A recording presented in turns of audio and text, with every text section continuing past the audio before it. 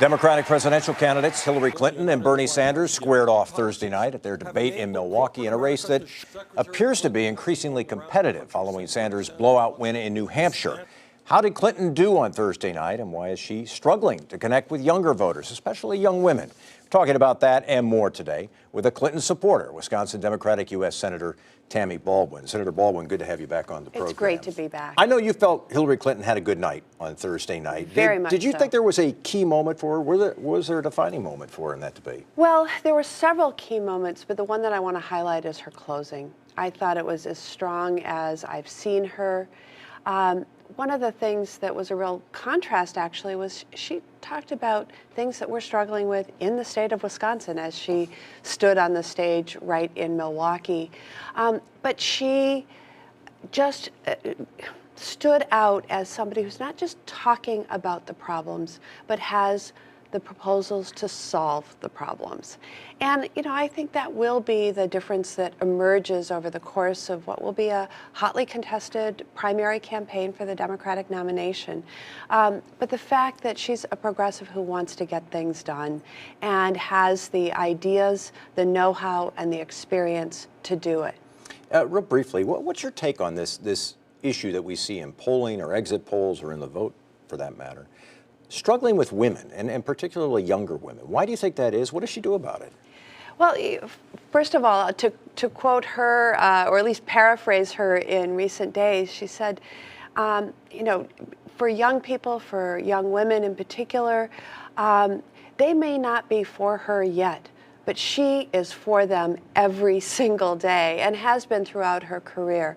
And she's going to earn the support of young people, of women, and partly it's her record. She's been working on behalf of children and families, the voiceless, since before she was in the spotlight, as she emerged as a young attorney working for the Children's Defense Fund, and every day since. And I think in the end, we have 2 states down, one win, 1 loss for Hillary Clinton. We have 48 states to go.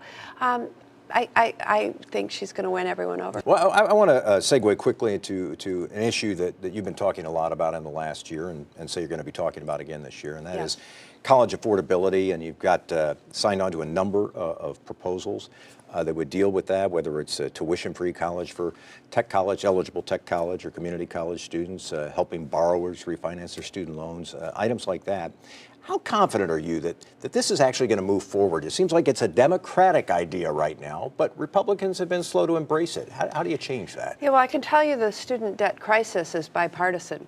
The 40 million Americans who carry significant student debt, either who are current students, recent graduates, or even people who were parents helping their children finance their education. 40 million people hold an aggregate of nearly $1.3 trillion in debt. This is crisis proportion, and if you think about a young person starting their life burdened by tens of thousands of debt, that's not a great place to start your career with your future ahead of you. So I think this will require a bipartisan solution, but we're not going to wait around to start talking about the solutions. Now, the hashtag In the Red campaign, which squarely addresses this, it's been launched. It is fully paid for. How do you pay for it? It is by asking the very wealthiest who have benefited from our education system to pay their fair share, particularly with my proposal to close the carried interest loophole. It's one of several mechanisms used to fund this. But you may know that hedge fund managers and others in private equity pay much lower interest rates on their income than do truck drivers and teachers and nurses. It's outrageous. But back to the student debt issue, we want people who have the debt to be able to refinance to lower interest rates. Right now, that's illegal. Like you do with a home mortgage? Like you do with a home mortgage, an auto, or a small business loan. student debt is one of the few things that you can't refinance, and that's ridiculous.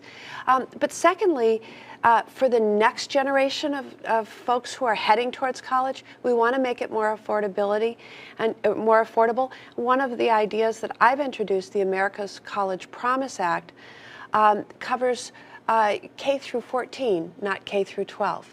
You know, a century ago, Americans decided that a young person should have 12 years of educational preparation for a great start in life. And back a century ago, a high school diploma was good enough for most people to have adequate wage or salary to support a family and get a great start in life.